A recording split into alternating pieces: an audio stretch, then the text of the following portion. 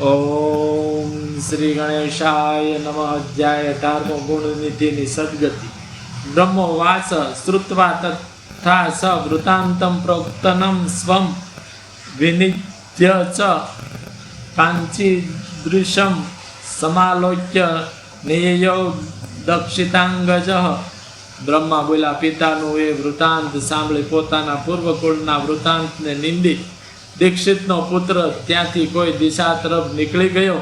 યજ્ઞદત્તનો તે દુષ્ટ પુત્ર ગુણનિધિ કેટલેક દૂર જઈને પછી પોતે કુટુંબથી ત્યજાયેલો હોય ઉત્સાહ વિનાનો ઊભો રહ્યો અને તેને મોટી ચિંતા થવા લાગી કે હું ક્યાં જાઉં, શું કરું? હું વિદ્યા ભણ્યો નથી, તેમજ અતિશય ધનવાન પણ નથી. પરદેશમાં જેની પાસે ધન હોય તે માણસ સુખી થાય છે, પણ ધન હોય તો ચોરથી ભય રહે છે અને તે વિઘ્ન સર્વ તરફથી રહ્યા કરે છે. મારો જન્મ અગ્નિહોત્રીને ત્યાં થયો, છતાં મને જુગાડનું મોટું વ્યસન કેમ થયું? ખરેખર આશ્ચર્ય છે કે મહાબળવાન પ્રારબ્ધ કર્મ મનુષ્યને ભવિષ્યના કર્મ સાથે જોડે છે. હું તો ભીખ માગવાનું પણ જાણતો નથી, મને ક્યાંય પરિચય નથી, તેમજ મારી પાસે ધન પણ નથી. તો આ સ્થિતિમાં મારે ક્યું શરણ હોય? સૂર્યના ઉગ્યા પહેલા જ મારી માતા મને મીઠું ભોજન આપતી, પણ હવે અહીં હું કોની પાસે ભોજન માગું? અહીં મારી માં નથી. હે નારદ, એમ અતિશય દિન થઈ ઝાડના મૂળ પાસે બેસી તે ઘણી ચિંતા કરવા લાગ્યો. ત્યાં સૂર્ય આથમી ગયો. એ જ વખતે કોઈ શંકર ભક્ત પુરુષ શિવરાત્રિના તે દિવસે ઉપવાસી હોય શંકરની પૂજા કરવા માટે પોતાના કુટુંબીઓથી વીંટાઈને અનેક જાતની મહાદેવીય પૂજા સામગ્રી સાથે લઈ શહેર બહાર નીકળ્યો. શિવમાં આસક્ત બુદ્ધિવાળા તે ભક્તે શિવાલયમાં પ્રવેશ કરી ઉત્તમ મન વડે શંકરની યથાયોગ્ય પૂજા કરી. પિતાએ ત્યજેલો અને માતા વિનાનો યજ્ઞદત્ત બ્રાહ્મણનો પુત્ર ભૂખ્યો હોય પકવાનની સુગંધ સૂંઘી તેની પાછળ ગયો. શિવને ધરેલું જાત જાતનું આ પુષ્કળ નૈવેદ્ય રાતમાં જ્યારે બધા શિવ ભક્તો સૂઈ જશે ત્યારે હું લઈ લઈશ એવી આશા રાખી શિવાલયમાં બારણા પાસે તે બેઠો અને પેલા ભક્તે કરેલી મહાપૂજા જોયા કરી. નૃત્ય ગીત વગેરે કરીને ભક્તો જ્યારે સૂઈ ગયા ત્યારે પેલું નૈવેદ્ય લઈ લેવા તે શિવ મંદિરમાં બેઠો. દીવાને ઝાંખો જોઈ તેણે પકવાનને બરાબર જોવા માટે પોતાના કપડાના છેડામાંથી ચિત્રું ફાડી દિવેટ કરીને દીવો પ્રકાશિત બનાવ્યો. પછી યજ્ઞદત્તના તે પુત્રે ઘણા પકવાન રૂપ શિવ નૈવેદ્યને આદરપૂર્વક અને પ્રેમથી એકદમ લઈ લીધું અને પકવાન લઈને જલ્દી તે બહાર જવા લાગ્યો. તેટલામાં તેના પગ અથડાવાથી ત્યાં સૂતેલો કોઈ માણસ જાગી ગયો અને આ કોણ છે, આ કોણ છે નાસી જતા અને પકડો પકડો એમ તેણે ભયથી જોશથી બૂમો પાડી. તેટલામાં શહેરનું રક્ષણ કરનારાઓએ આવી પહોંચી નાસી જતા તેને મારવા માંડ્યો, જેથી ક્ષણવારમાં તે મરણ પામ્યો. હે મુનિ નારદ, ખરેખર તે યજ્ઞદત્તના પુત્રે શિવની કૃપાથી જ તે નૈવેદ્ય ખાધું હતું, પણ ભવિષ્યના કોઈ પુણ્યના બળથી તે ખાધું ન હતું. પછી તેના જીવાત્માને યમરાજાની સૈમની નગરીમાં લઈ જવા ઈચ્છતા અને હાથમાં પાંચ તથા મગદળ ધારણ કરતા ભયંકર યમદૂતોએ ત્યાં આવી પહોંચ્યા. તેને બાંધ્યો. તેટલામાં હાથમાં ત્રિશૂળ ધારણ કરતા શિવના પાર્ષદો ઘૂઘરીઓના સમૂહથી શોભતું દિવ્ય વિમાન લઈને તે લઈ જવા ત્યાં આવ્યા. શિવના ગણો બોલ્યા, હે યમના દૂતો, આ પરમ ધાર્મિક બ્રાહ્મણના પુત્રને તમે છોડી દો. આના બધા પાપ બળી ગયા છે, એટલે એ શિક્ષાને યોગ્ય નથી. એવું વચન સાંભળ્યા પછી યમરાજના તે ગણો અત્યંત આશ્ચર્ય પામ્યા. તેમણે શંકરના ગણોને કહેવા માંડ્યું. શિવના ગણોને જોઈ ભયભીત થયેલા તેમણે નમસ્કાર કરી આમ કહ્યું. યમના દૂતો બોલ્યા, હે ગણો, આ બ્રાહ્મણ દુરાચારી છે. તેને કુલાચારનો ત્યાગ કરી માતા પિતાના વચનનો માન્યા નથી, તેમજ સત્ય તથા પવિત્રતાથી રહિત થઈ સ્નાન સંધ્યા પણ તેણે છોડ્યા છે. આના બીજા કામ તો દૂર રહ્યા, પણ અહીં પ્રત્યક્ષ તમે જુઓ, આણે શિવનું નિર્માલ્ય ઓળંગ્યું છે. તેથી આપ જેવાઓએ તેનો સ્પર્શ કરવો પણ યોગ્ય નથી. શિવનું નિર્માલ્ય જમનાર, શિવનું નિર્માલ્ય ઓળંગનાર અને શિવનું નિર્માલ્ય આપનાર એ ત્રણેયનો સ્પર્શ પાપ લગાડનાર છે.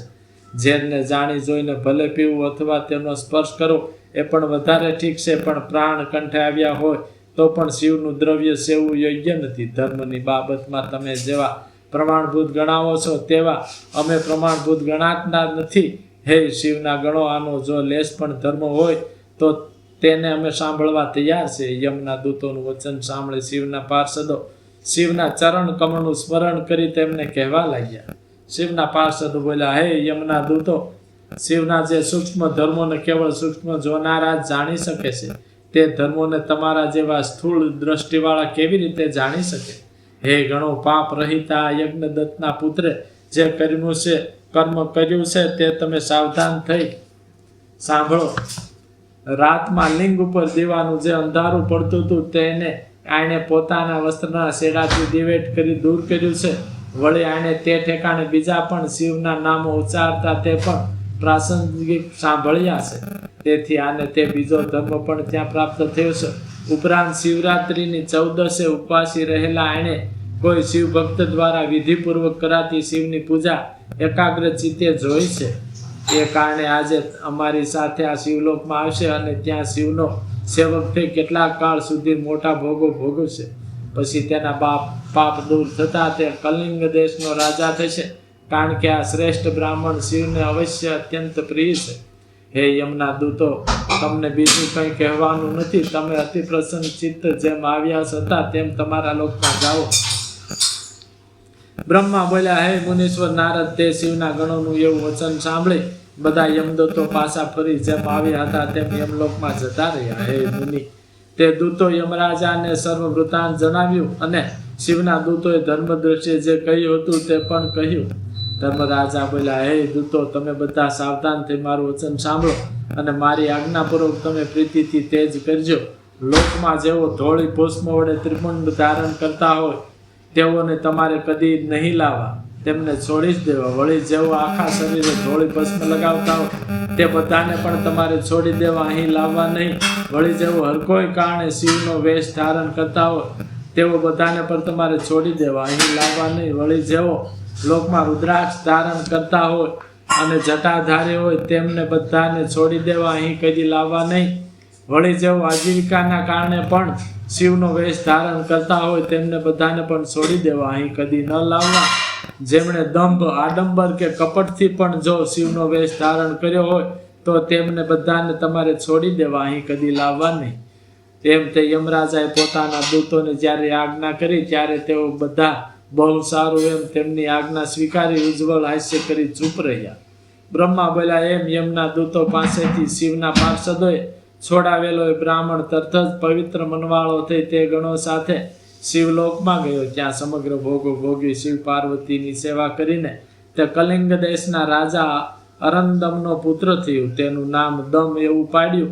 તે શિવની સેવામાં તત્પર રહેતો અને બાળક હતો ત્યારે પણ તે બાળકોની સાથે શિવની ભક્તિ કરતો હતો. તે યુવાન થયો અને તેનો પિતા મરણ પામ્યો ત્યારે તેણે અનુક્રમે રાજ્ય મેળવ્યું અને પ્રીતિથી ચોપાસ શિવ ધર્મને તે ફેલાવતો હતો. હે બ્રાહ્મણ, શત્રુઓએ વશ કરવો મુશ્કેલ તે યમ દમરાજા સર્વ શિવાલયોમાં દીવાના દાન કરવા સિવાય બીજો ધર્મ જાણતો ન હતો. તેણે પોતાના દેશમાં રહેલા સર્વ ગામેથી અધિકારીઓને બોલાવી એવી આજ્ઞા કરી હતી કે શિવાલયોમાં તમારે દીવાના દાન કરવા, જે એમ નહીં કરે તે ખરેખર મારી શિક્ષાને પાત્ર થશે. દીવાનું દાન કરવાથી શિવ સંતોષ પામે છે એમ વેદમાં પણ કહ્યું છે.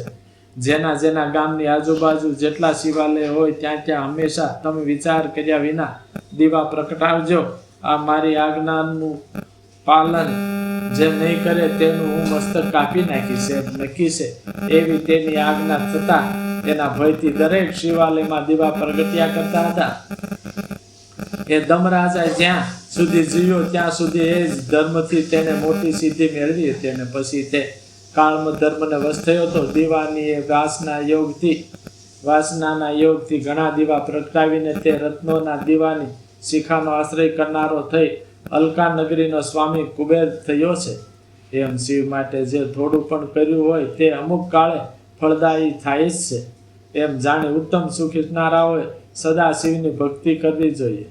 જેને સર્વ ધર્મ ઉપર સદા અપ્રીતિ હતી એવો તે દીક્ષિતનો પુત્ર ક્યાં, જે દેવ યોગે શિવાલયમાં ધન ચોરવા ગયો હતો ને ત્યાં પોતાના સ્વાર્થ માટે જ દીવાની દિવેટના પ્રકાશ વડે તેણે શિવલિંગના મસ્તક પરનું અંધારું દૂર કર્યું હતું.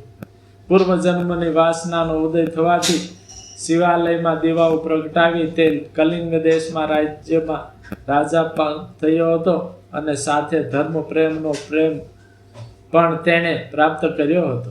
હે મુનીશ્વર, દિક્પાળની એ પદવી ક્યાં તે તમે જુઓ, જેને એ મનુષ્ય જેવા ધર્મવાળો કુબેર થઈ હજી પણ ભોગવી રહ્યો છે. એ પ્રમાણે યજ્ઞદત્તના પુત્ર ગુણનિધિનું ચરિત્ર તમને કહ્યું તે શિવને પ્રસન્ન કરનારું અને સાંભળનારા ભક્તોને કામના આપનારું છે.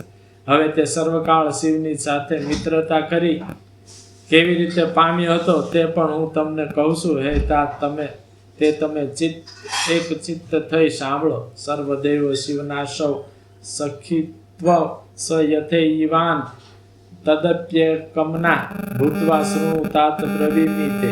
શ્રી શ્રી મહાપુરાણમાં બીજી રુદ્ર સંહિતામાં પ્રથમ ખંડમાં સૃષ્ટિના ઉપાખ્યાનમાં ગુણનિધિની સદગતિ નામનો 18મો અધ્યાય સમાપ્ત. બોલ મહાદેવની જય.